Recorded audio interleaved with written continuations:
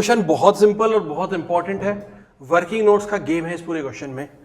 कह रहा है on 1 January 2025 S limited issued 50,000 shares. कितने शेयर इशू कर रहे हैं? 50,000 of ₹10 at a premium of ₹14। मतलब एक शेयर की वैल्यू हो गई 14 रुपीज। यहां तक कोई प्रॉब्लम? चलो, कैसे पेबल है? On application ₹6, on allotment ₹2, on first call ₹4 and on second and final call ₹2। But glitch क्या है क्वेश्चन में? गेम क्या है क्वेश्चन में? ₹4 का जो प्रीमियम है वो हर पे, एप्लीकेशन पे भी ₹1 है, अलॉटमेंट पे भी ₹1 है, फर्स्ट कॉल पे भी ₹1 है एंड फाइनल कॉल पे भी ₹1 है। इसका मतलब हर ड्यू में सिक्योरिटी प्रीमियम आएगा, हर ड्यू की एंट्री में सिक्योरिटी प्रीमियम आएगा ही आएगा। चलो, और इस केस में अब पता चलेगा जब शेयर फॉरफिट होंगे तो कुछ ना कुछ तो सिक्योरिटी प्रीमियम रिसीव नहीं हुआ होगा, और नहीं हुआ होगा तो हमें पता है कि हमें सिक्योरिटी प्रीमियम को भी डेबिट करना पड़ता है फॉर फीचर के एंट्री में। कह रहे applications were received for 65,000 share, मतलब ओवर सब्सक्रिप्शन है। ठीक है जी। अलॉटमेंट कैसी हुई है? Of which application of 5,000 shares were rejected, मतलब इनको हमने नील ऑफर किया है and their money was refunded, उनकी पैसे रिफंड कर दिए। Rest of the applicants were issued shares on pro rata basis, मतलब 60,000 शेयर एप्लीकेशंस को हमने 50,000 इशू कर दिए हैं। कैटेगरी दो ही बनी, एक 60 को 50 और दूसरा 5 को nil. And their excess money was adjusted towards allotment. नहीं लिखा होता तब भी हम यही करते।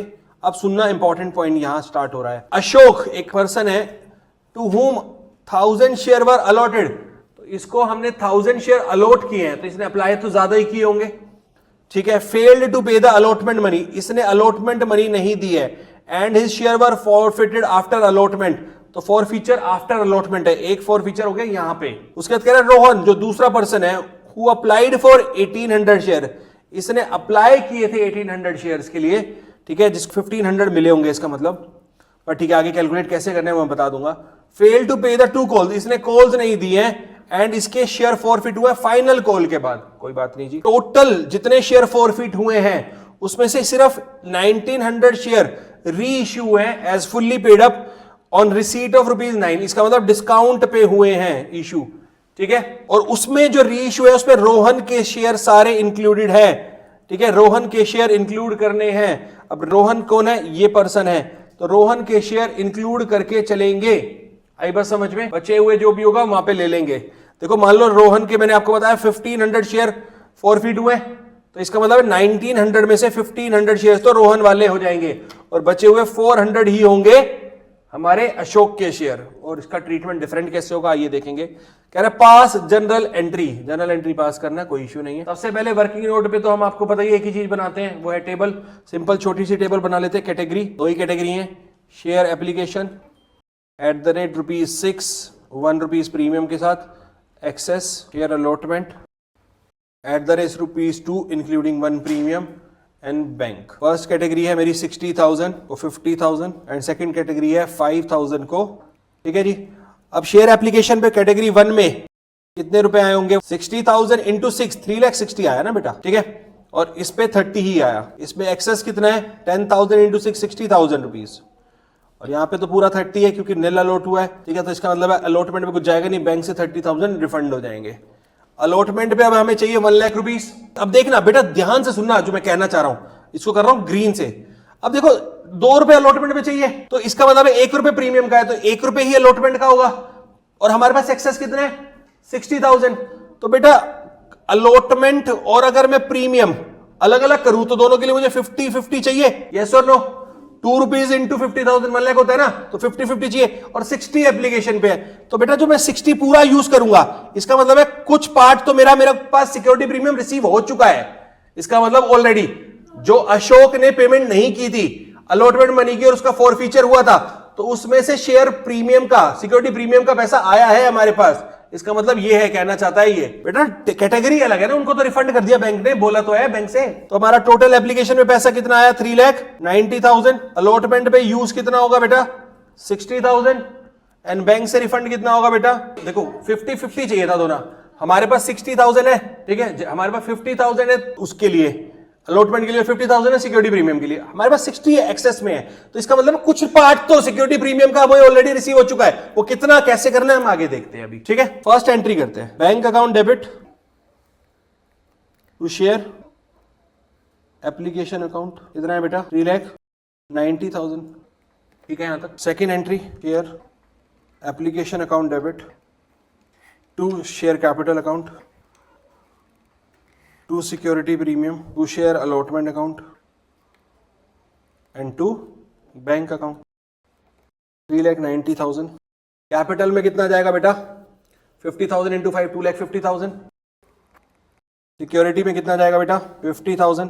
अलॉटमेंट पे कितना यूज हुआ था बेटा एंड बैंक से रिफंड कितना हुआ था, यहां तक कोई प्रॉब्लम। थर्ड अलॉटमेंट ड्यू करें share allotment account debit to share capital account to security premium account. कितना ड्यू कर रहा हूं मैं 1 लाख रुपीज, कैपिटल का हो गया 50 एंड प्रीमियम का हो गया 50। अब बताएंगे मुझे बैंक में कितना आएगा। देखो वर्किंग नोट यहाँ पे अलग कर रहा हूं। एक अशोक है जिसको 1000 शेयर अलॉट हुए हैं, 1000 ही हुए ना, तो इसने अप्लाई कितने किए होंगे 1200। कैसे निकाला 60,000 50,000 इंटू 1000, यही किया आपने, तो कितना आ रहा है 1200, ठीक है। तो इसका मतलब है 200 पे 6 रुपीज 1200 रुपए इसने भी एक्सेस दे रखे होंगे, मानते हो इस बात को, हाँ या ना। अब एक बात बताओ, इससे अलॉटमेंट पे पैसा कितना चाहिए, इसने अलॉटमेंट मनी नहीं दी तभी तो शेयर फॉरफिट हो रहे हैं। इससे अलॉटमेंट पे पैसा कितना चाहिए, इसको 1000 अलॉट हो गए, अलॉटमेंट मनी कितनी है इसके लिए, हाँ या ना, यस और नो। इसने 1200 रुपए तो एक्सेस मनी ऑलरेडी दे ही रखा है, तो 2000 में से 1200 तो हमें ऑलरेडी रिसीव हो ही चुका है, तो रिसीव कितना नहीं हुआ। अब 1 लाख रुपीज हमें चाहिए अलॉटमेंट पे, जिसमें से 60,000 हम एप्लीकेशन वाला एडजस्ट कर चुके हैं, बच कितना गया, और 800 मुझे इससे मिला नहीं, तो मुझे एक्चुअल में मिला कितना बैंक से, यहां तक कोई प्रॉब्लम। तो बेटा एंट्री क्या होगी, bank account debit calls in arrear account debit to share allotment account, यही एंट्री हुई। अगली एंट्री बहुत इंपॉर्टेंट एंट्री है, ध्यान से सुनिएगा। फिफ्थ एंट्री करूं, सर्कल लगा के कर रहा हूं, फिफ्थ एंट्री स्पेशल एंट्री है क्योंकि, ठीक है। अब शेयर फॉर फीचर होंगे इसके, तो शेयर कैपिटल अकाउंट होगा डेबिट, यस और नो, कितने से 1000 इंटू 6 रुपीज कॉल्ड अप था, कैसे मैं बता देता हूं आपको। 6 रुपीज एप्लीकेशन पे आया था जिसमें 1 रुपए प्रीमियम का था, उसके बाद अलॉटमेंट पे 2 रुपीज आया था जिसमें से 1 रुपए प्रीमियम का था, तो 8 में से 2 रुपए प्रीमियम का था, तो कैपिटल का कितना था 6 ही था, तो जितना कैपिटल का था 1000 इंटू 6 वही आएगा मेरा, ठीक है। अब इस केस में मुझे सिक्योरिटी प्रीमियम मिला नहीं है, एक कुछ पार्ट, कौन सा पार्ट नहीं मिला मैं बता देता हूं आपको। एप्लीकेशन वाला 1 रुपीज तो मिल गए थे, अब जो देखना 2000 रुपीज अलॉटमेंट के चाहिए थे, इससे 1000 इंटू 2, उसमें से 1000 रुपीज कैपिटल के थे और 1000 रुपीज प्रीमियम के थे, पर इससे 1200 एक्सेस मनी आ चुका था, तो हमने सबसे पहले जो एक्सेस मनी होता है वो कैपिटल से एडजस्ट होता है, तो इसका मतलब 1000 रुपए मैंने यहां से एडजस्ट पूरे कर दिए होंगे, यानी कैपिटल वाला मुझे मिल गया था, और बचे हुए 200 मैंने यहां से एडजस्ट करे होंगे, तो प्रीमियम एक्चुअल में मिला कितने का, नहीं 800 का, तो उतने से सिक्योरिटी प्रीमियम डेबिट कर दूंगा। कितना हो गया, यहां तक कोई प्रॉब्लम। 2 कॉल्स इन एरियर कितना था मेरा, बताना जरा, कॉल्स इन एरियर कितना था 800, तो शेयर फॉर फीचर में कितना गया 6, यहां तक कोई प्रॉब्लम। 6th एंट्री, अब मैं क्या करूंगा, फर्स्ट कॉल ड्यू करूंगा, share first call account debit to share capital account and to security premium account. अब सिर्फ शेयर बचे हैं 49,000, ठीक है, तो यहां पे आएगा 1,47,000 एंड यहां होगा 49,000, क्योंकि 1 रुपीज प्रीमियम यहां पे भी है। अब 7th एंट्री में बैंक में पैसा कितना आएगा ये बताओ, कॉल्स इन एरियर भी तो आएगा, बताओ अमाउंट बताओ। देखो उसने 1800 शेयर्स के लिए अप्लाई किया है, तो उसको अलॉट कितने हुए 1500 हुए, 50,000 बाय 60,000 इंटू 1800 1500 अलॉट हुए, ठीक है, और उस पे उसने फर्स्ट कॉल नहीं दी, 1500 इंटू 4 6000, तो 6000 चला गया मेरा कॉल इन एरियर में, तो 1,96,000। बेटा उसने अप्लाई कितने के लिए किया था, 1800 के लिए किया था, तो 60,000 शेयर होल्डर्स थे जिनको अलॉट कितने हुए थे 50,000, तो 1800 वाले को कितने अलॉट हुए होंगे 1500, यहां तक कोई दिक्कत। चलो जी बैंक में आ गया। 8th एंट्री बताओ, सेकंड कॉल ड्यू कर दूं, share second and final call account debit to share capital account to security premium account. कितना था 2 रुपए ही था, फिर से तो 50,000 आ जाएगा या 49,000 आएगा, क्योंकि 1000 तो ऑलरेडी फॉरफिट हो चुके हैं ना। अब बताओ बैंक में कितना आएगा, 2 रुपीज इंटू 1500 नहीं मिले,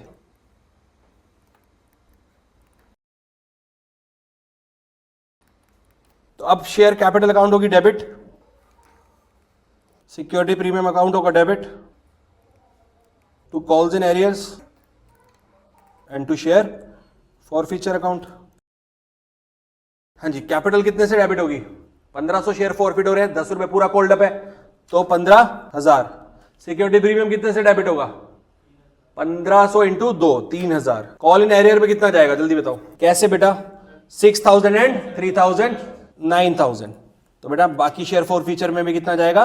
9000। अब है सबसे बड़ा गेम। अब हमने डिस्काउंट पे इशू करने हैं शेयर्स, ठीक है? ये लो, पहले तो मैं इशू करता हूं। कितने शेयर इशू कर रहा हूं? बैंक अकाउंट डेबिट और share forfeiture account debit to share capital account. 1900 share issue कर रहा हूं तो 19,000 से क्रेडिट हो जाएगी कैपिटल वापस से, पर 9 रुपीज पे किया है और 1 रुपीज शेयर प्रीमियम पे यूज किया होगा तो 1900 यहां आ जाएगा और 17,100 यहां आ जाएगा। यहां तक तो कोई प्रॉब्लम नहीं है, पक्का? अब बात आती है लास्ट एंट्री की, कैपिटल रिजर्व में कितना जाएगा? बेटा 1900 शेयर रीइश्यू है, रीइश्यू में रोहन और अशोक दोनों के शेयर है। रोहन के फॉरफिटेड शेयर कितने थे और अशोक के फॉरफिटेड शेयर कितने थे? ये फॉरफिटेड शेयर है, यस और नो, ठीक है? और इनका फॉरफीचर अकाउंट कितना था? शेयर फॉरफीचर अकाउंट कितने का था? इस पे कितना था? 9000 और इस पे कितना था? 6000 रुपीज हमने ऊपर निकाला था, फॉरफीचर में गया था, ठीक है? अब देखो, कैपिटल रिजर्व में जाने के लिए प्रोपोर्शनेट अमाउंट एलिजिबल होता है। ध्यान से सुनना, रोहन के तो सारे शेयर फॉरफिट हो रहे हैं, यहां पे एलिजिबल अमाउंट, रोहन के तो सारे शेयर इश्यू हैं तो उसका शेयर फॉरफीचर का पूरा अमाउंट एलिजिबल है जाने के लिए कैपिटल रिजर्व में 9000। बट इसका तो नहीं है, इसके कितने शेयर इश्यू हो रहे हैं?